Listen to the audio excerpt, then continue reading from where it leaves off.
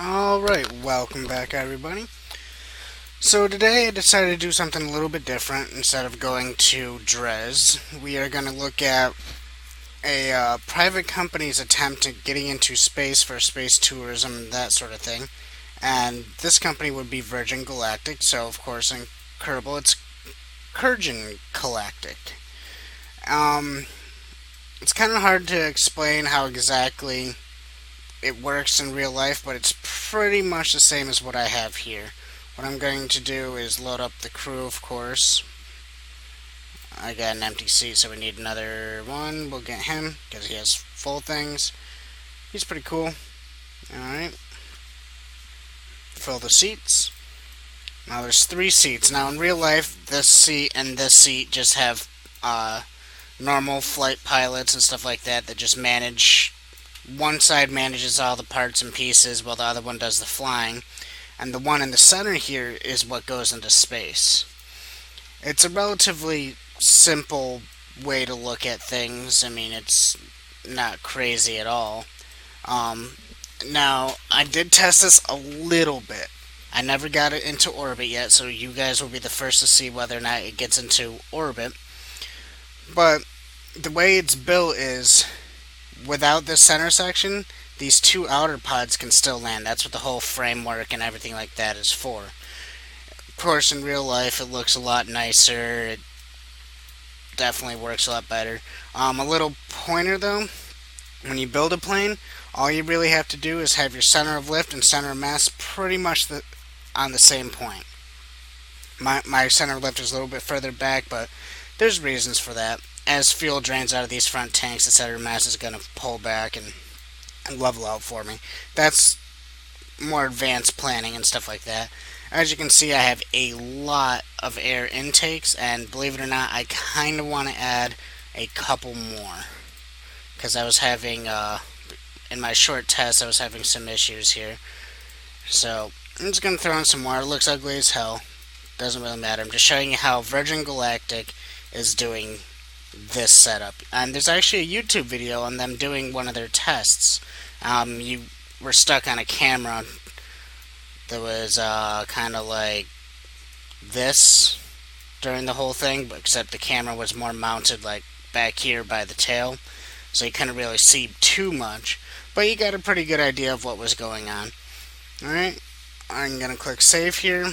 Staging's good. It's the simplest staging I've ever done. I'm not going to use action groups so you can actually see in stages exactly what happens. So we're going to go ahead and launch with our lovely loading screen of happiness and glory and fun stuff. Everybody loves loading screens. Everybody. Don't say you don't. I know you love them. Alright, so it looks like my landing gear is a little awkward. The front nose down there. Not a problem. Hit the T key to turn on SAS. Hit space to turn on the jets. I'm going to hold brakes just for a little bit for those to spool up. Release the brakes.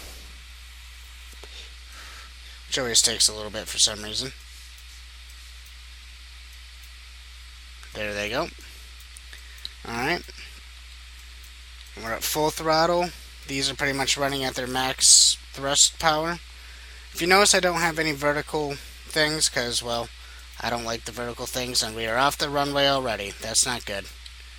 It's really not good. I made a boo-boo. It's okay. Should be able to get in there just fine. Yeah, I saved it. I saved it because I'm awesome.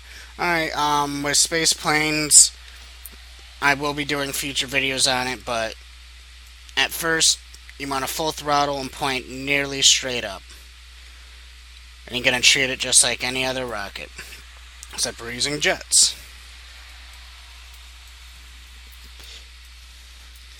Nothing crazy. Now, with the Virgin Galactic one, it's suborbital space tourism, as in this center craft will probably go around Earth 1, maybe 2 times in an orbit, then it'll come down for a landing. Just due to the fact that it's not going to get very high. I mean, this whole premise using jet engines to get most of the way up, then blast off with a second craft the rest of the way has been an idea for a long time, but on Earth, due to the amount of gravity and the height of the atmosphere and everything, it's actually very difficult. And just adding more air intakes doesn't really help much, if at all. And you really can't just throw on more air intakes in real life. But with all that being said, we should be able to do this. I mean, we are on a planet that's a tenth the size using things that would work on Earth, so... Alright, so right here what we're doing is starting our gravity turn. Now this thing, if I look at resources and my intake air, I should be able to hold at about 20,000, 25,000 meters up. That's not that great. I've built space planes with enough air intakes and it worked on one jet and it was tiny and everything that could hold steady at about 30,000. But right here we're just gonna let it glide out. Well, I guess it's not gliding, it's actually flying. But we're gonna let it fly out in a straight line for the most part, making sure this stays at about a 100-meter climb, which it will naturally do. As we curve around the planet, our nose will naturally pitch up. And that's pretty easy to think of. I mean, take a globe, then take a popsicle stick, keep that popsicle stick at level, and move it around in an orbit.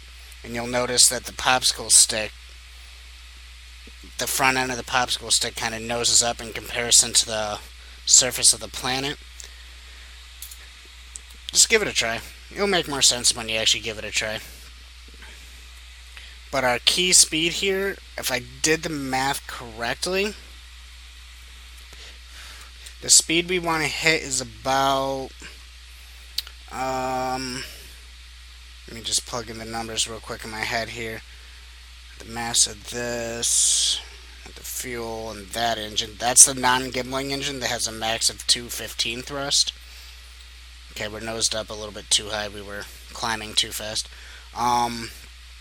The magic number should be about 1,500 at 2,500 meters, or 25,000 meters. So if we can get those two magic numbers, we should be able to do this just fine with no issues. And if you notice, we're not really using any fuel. Let me check something. Oops, I had infinite fuel turned on. Regardless, you all know from trial and error, more than likely, that liquid fuel out of the jet engines doesn't drain at all. Okay, so we got a little bit of flame out there. Let's see if I can course correct. Okay. So we went a little high because I wasn't paying attention. So we're going to try to click on those engines one last time here.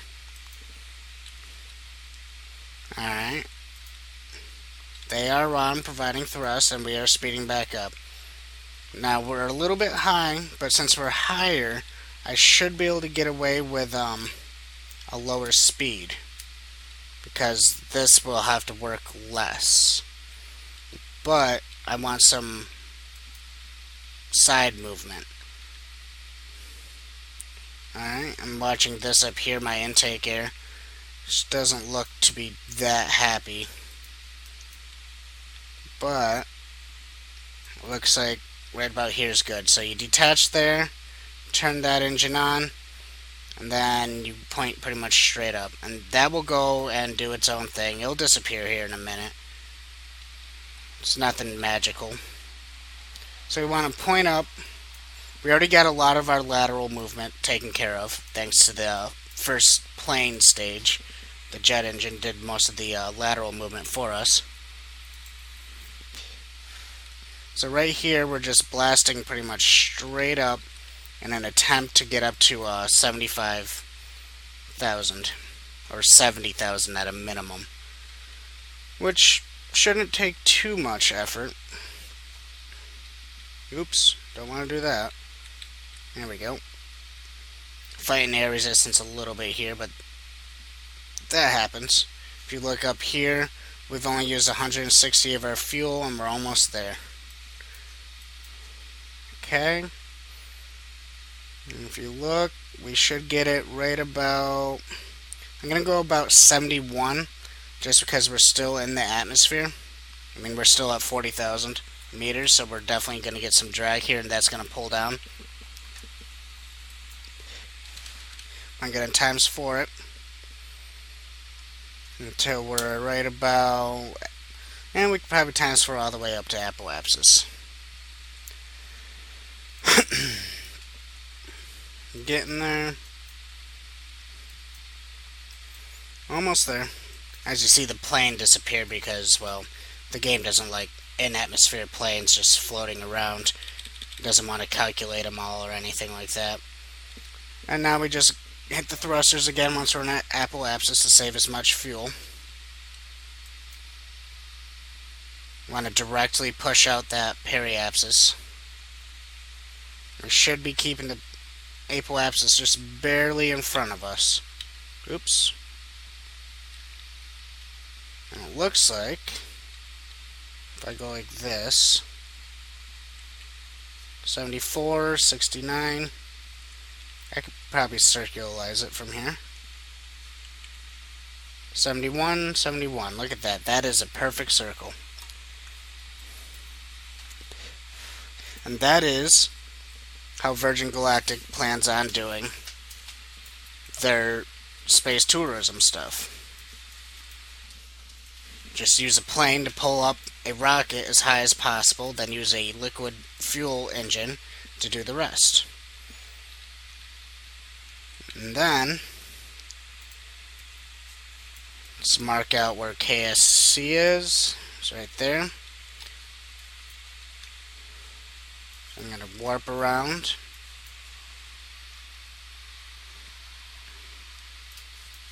Should have enough fuel for a deorbit and land right on KSC. I'm just trying to mark out as best as I can where I want to do the deorbit. Okay. And if I bring this down to about there, we should definitely land at KSC. And let's see how good I am at lighting all that up. So we flip up back around and get ready for re-entry. Nothing crazy. And we still have a little fuel for adjustments. Okay. Got the big crater here. Future episode, I might try to land a VTOL on that little island there. I do have a really well working VTOL. It's not a high atmosphere VTOL, but it's definitely a very fuel efficient VTOL. Excuse me. Alright. So looking at the map, should see this dropping down. Yep, it's dropping down just as I thought it would. And we have to wait. And wait. I'm time warped as fast as the game will let me. But in the meantime, we can talk about current production on the Virgin Galactic thing. Right now, the best thing they did was they went up to, I believe, 100,000 feet, and then with the liquid rocket engine in the second stage, that went up another 20,000, and they were able to get it up to about 120, 130,000 feet, which commercial airliners normally fly at. But if you look at the size comparison of the Virgin Galactic plane compared to a commercial airliner, there's a huge difference. The Virgin Galactic thing looks more like a puddle jumper than it does a any sort of amazing plane or anything like that. And I think I overshot or undershot, because it looks like, yep, that's pulling way down. So what I'm going to do is go like that just to pull us up. All I did was point straight up and tap the throttle, and it pushed the apoapsis up to 49 up here. And we are going slow enough where, yeah, that should definitely line us up. I do want to point a little south here, just to line us up a little bit better. Alright. Now I'm just using the map view right now just to get this all set up and everything. But Virgin Galactic plans on getting a successful orbit by 2015 or 2016. They just did a whole redesign of their whole plane and rocket design, and it's all carbon fiber at this point. So that's pretty good. And I believe I way overshot. So I'm going to point down, and I'm out of fuel.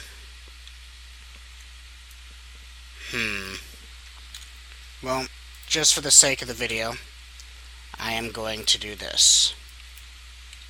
Woo! Times 4 is not the way to do that.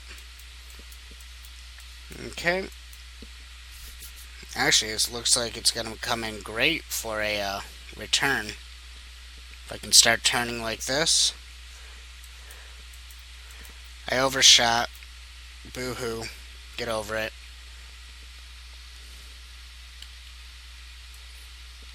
This plane does not want to turn. There's too much air resistance and it's going too fast. So hopefully it slows down enough where I can actually bank a turn here. So if I can't bank a turn, then things will start to go bad. But looks like it's generally about to start turning now. Yeah, I can definitely see the yellow marker here starting to turn for us. Alright. Also, I did look it up for a one-time trip in the Virgin Galactic thing. It's planned to be, I believe, $5,000 for a ticket. Just to go into space and say you've actually been into space, which, to be honest, which would be friggin' awesome. But, I don't know about you guys, but I can't afford that much money. Alright, so we're going to use this to throttle up a little bit. I know I'm using unlimited fuel, but that's because I herp-derped and definitely screwed up the whole landing. And now we're just going to use it to glide in as fast as possible.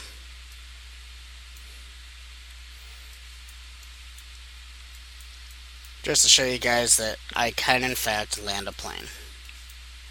Pretty much anywhere.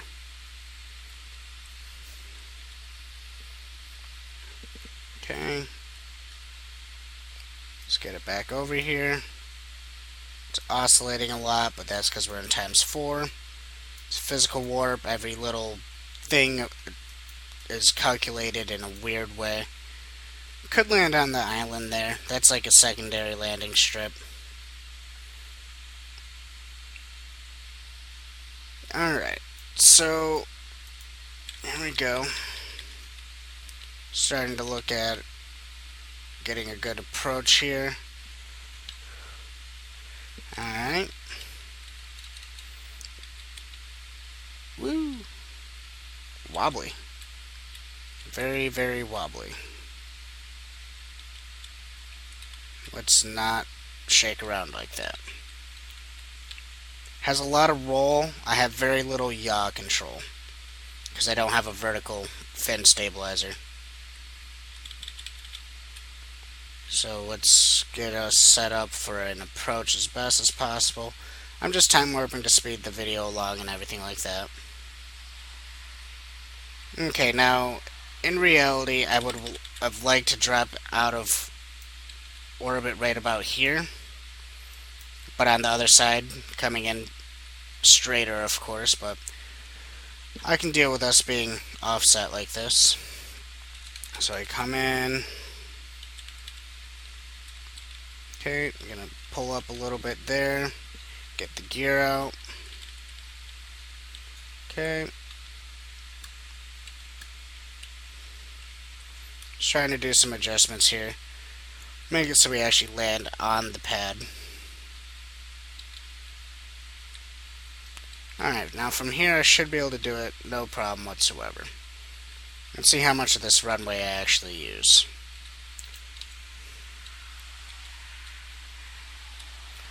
Alright. Oh, broke the tail off and the engine. But we still landed. I did do that a little hard. Oh well. But, and there you go. And just as a proof of concept, what I'll do for you guys is show you that it works without the center plane here.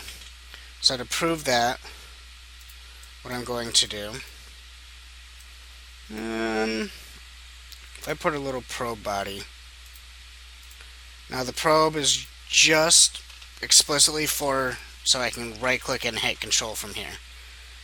So fill it, and then I want to, and when we launch I'll just detach immediately.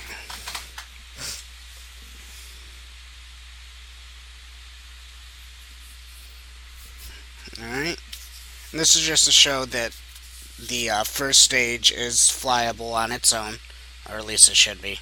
I haven't tested this part. So right off the bat we're just going to detach that. Okay, switch to it, right click the probe, control from here, throttle up. Now this should be flyable in all intents and purposes. Although that center part right there looks like it's about to, yep. Okay, well, maybe it's not flyable. I'll work on that in future episodes and get back to you guys once I make that center part flyable, but that's probably just struts needing to be put on there. Not a big deal. What do we got here? Whee! That was a fast moving thing. Anyways, that's it for today, guys. I might do the Drez video later today. I'm not 100% sure. I got today off, so I just might, depending on how fast I can encode and upload this video.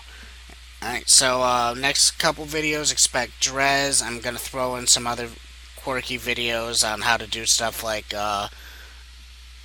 let's see here, slingshotting around a moon or something like that to get extra delta V for interplanetary injections, that sort of thing. Pretty much just showing you guys gravity assist and that sort of thing. Other than that, if you guys have any challenges or specific things you want to see exactly how they're done, feel free to leave a comment, or you can even get a hold of me in the Steam Kerbal Space Program group chat. Just go to the community in the top right, you click group chat, and I'll be in there. I'm in there 24/7. Whether or not I'm in front of my computer or not, it's a different thing, but you can see me in there as Arcanus. So if you have any ideas or requested videos, feel free to contact me in there, and I will be sure to help you guys out as much as possible. And until then, you guys have been great.